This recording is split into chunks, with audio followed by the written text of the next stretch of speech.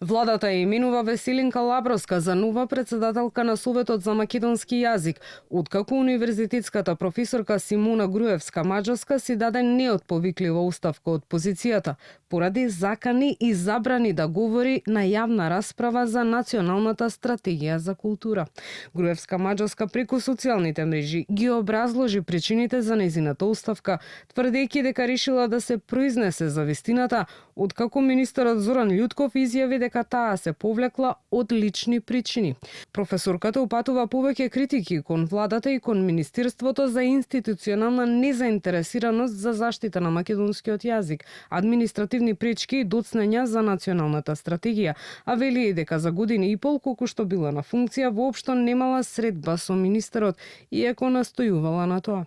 Бидејќи имав покана за јавната расправа, отидов со намера јавно да ги кажам забелешките, но од државниот секретар ми беше кажано да не зборувам јавно и дека на нивен предлог сум била избрана за председател, што е класична закана.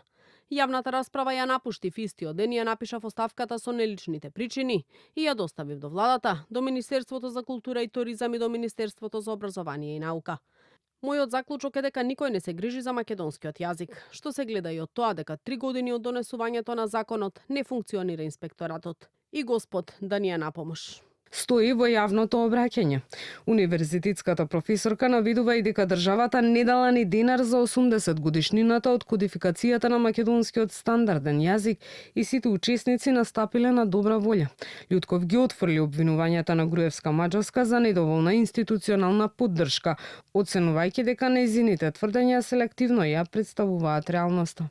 Не е точно дека немало комуникација. Барање за лична средба не е познато до мене, иако секогаш бев достапен и покрај бројните паралелни обврски.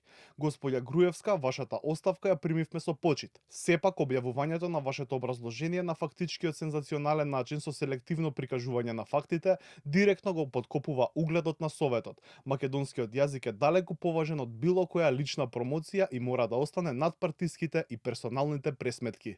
Според Љутков, повеќе институции активно работеле на одбележувањето на 80 годишнината, а процесот за изработка на националната стратегија за македонскиот јазик не доцни поради негрижа, туку поради неговата сложеност.